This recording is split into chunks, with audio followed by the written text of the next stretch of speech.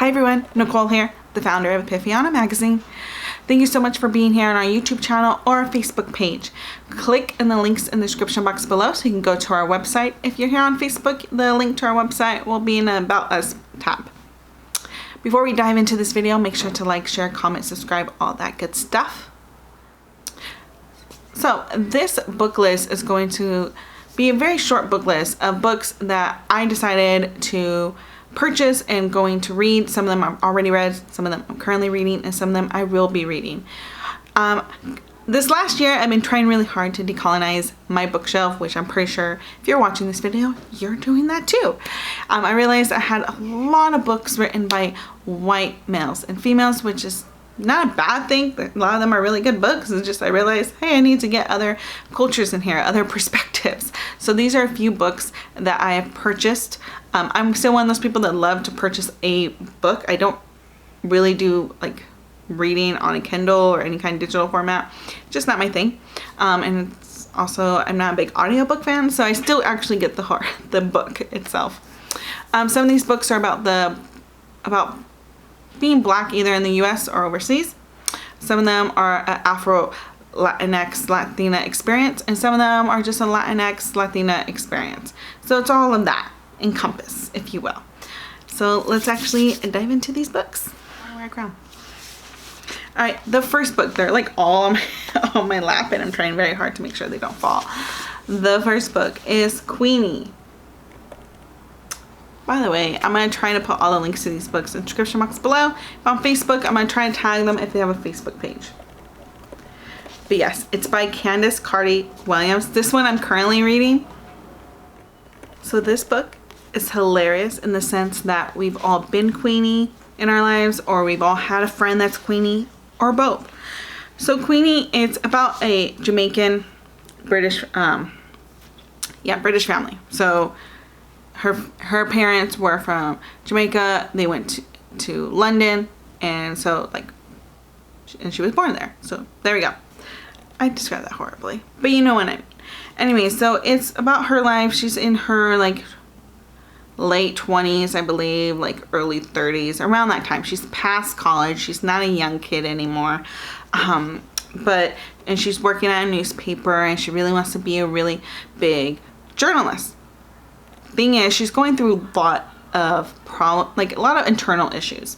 The book is sort of hinting at, and this is my theory, granted I'm midway through the book, this is where I think it's gonna go, is I believe she suffered some sexual assault trauma, or she's dealing with sexual assault trauma from when she was a kid. That's what it's sort of hinting at. I don't know if she was raped or if it was what it was, but I feel like that's what happened in her life, and she hasn't really dealt with it. So it's manifesting into her just sort of self-destructing from the inside out. So whether that is her taking a lot of days off from work, her not thinking it's a big deal, but really it is. It's sort of affecting her, her career choices, and how she's looked at professionally, her relationship. So it really starts off with her long-term relationship. Her boyfriend wants a 3-month break, and what you're sort of getting is that she never really opened up, and so there was always this wall built between them. My theory is towards the end of the book, I don't think they're gonna get back together, but I think they will end up as friends, because I think so much pain and hurt was probably that happened between them that they couldn't really go back together. But I think finally she learned to open up, and I think they can end up as friends. That is my theory, and also that's my hope for the end of the book. The next book I got. So this is a book that's on my to-be read list. I got it mainly because the title is pretty cool. And then I was thinking, I'm like, you know what? That might be actually a really good book for me to read. Is Hood Feminism. I don't get a lot of nonfiction books, but I felt like this one was very, very necessary. Notes from the women that a movement forgot. So I thought, I'm like, feel like there's a lot there to unpack. So I'm really excited to dive into this. I'm really excited to see the author's point of view, and maybe also I'm interested to see if there's any suggestions or solutions at the end, or is it just going to be a book about what's wrong. So hopefully there are suggestions and solutions, because I don't like it when people just tell me what is wrong in the world. So this one, I have some friends that are currently reading, and I'm like, oh my god, I want to join that club too. And it's by the title itself, I feel like, okay, I'm gonna bust out my highlighter, my post-it notes. I feel like I'm back in college. It is The African American and Latinx History of the United States. If that doesn't just scream Latino studies right then and there, I don't know what will. So yeah, highlighter. This is going to be like my Sunday intense reading. You're reading the New Yorker, I'll be reading this. So I'm excited to see this, because I've had family members, like growing up, and even like my parents work in the fields. They weren't necessarily migrant workers when they come from another country and work in summer. Sometimes we would have friends that own the field, or we have family members that would own the field, and we work it. And it's like, let's not lie, like a lot of the crops in the US are worked by like brown and black hands. So we have a connection there, if you will. I hope this is all making sense. I'm like, am I making sense today? Okay. So yeah, the next book is Clap When You Land. I had to get it because the author wrote With a Fire on High, which was Epifania's book club book from a few months ago. So I'm like, have to get this one. And I'm just really excited to dive into it, because I know it's a young adult book. It's going to be, you know, an easy read. It looks, just looking at it, because I haven't opened it yet, it's written in like almost like in poetry form, but I think she maybe did that as a style where the chapters are in poetry form. So I'm excited to dive into this. I really just love reading the experiences from Afro-Latina or Afro-Latinx authors, because that is not my experience, but I look at it as like, that is my sisters and brothers experience. Sisters and brothers, by like, not by biologically, like the human race, right? And I just want to read it. So I'm excited to dive into this one. Okay, the next 3 books are books I've already read that I think should be on your bookshelf. I really enjoyed them. They're all young adult books, so easy reads. Let's be honest, we all need easy reads. We're all living in COVID. We need things to pass up our time. So, With the Fire on High.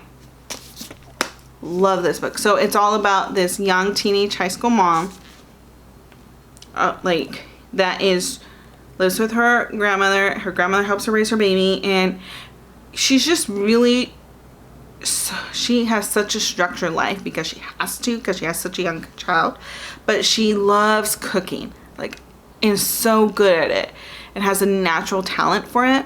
But the whole book is her really, what I think is like her really figuring out, like, how can she have her dreams while still having to be practical, because she does need to raise a child.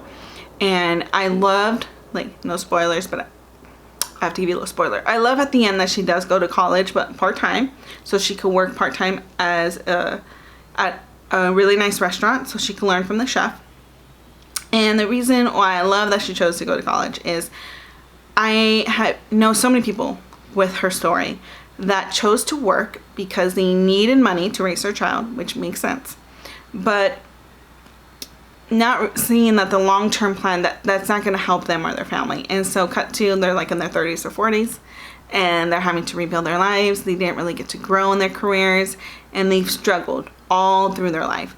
Her making that choice to go to school for something that she really loves to do, and also accepting help more from others, I think was just like a really important lesson.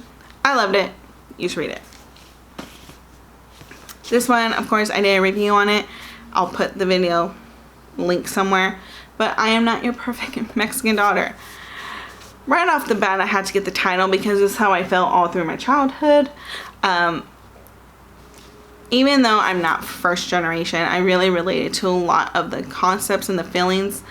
The concepts of the books and the feelings of the character, the main character, of her really having to show her family that choosing her goals and going after her goals and her dreams, which is school, is not her leaving her family. She just wants to go to school and have that college experience, and it's not her leaving.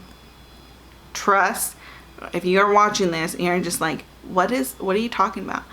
A lot of people, like a lot of Latinas and Latinx people have to go through that of explaining that of college doesn't mean I'm leaving you. Yeah, it's a fun conversation that takes years. I'm not damaged at all. Okay, the last book is The Hate You Give. I read this about a year ago. You need to read it. Like, you need to stop this video and you need to read this book because it's fucking amazing. All these books have really young characters, right? But so much like gumption in the main character and just so much wisdom, and just also just like I love the fact that it was set in present time by like, you know, maybe like early 2000s, like 2010s or so, because the concepts of like her dating a white dude and her going to a fancy school while she lives in like, you know, a working class neighborhood where there's a lot of gangs, that's not a 80s or early 90s or 70s tell. Racism didn't end in the 60s. It's still prevalent.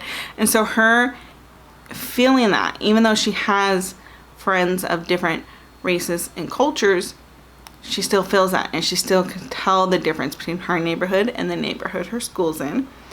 And it's just like, you know, we still have those issues, those systematic and institutional racism, and our kids, they can see it, they know it, they're not dumb.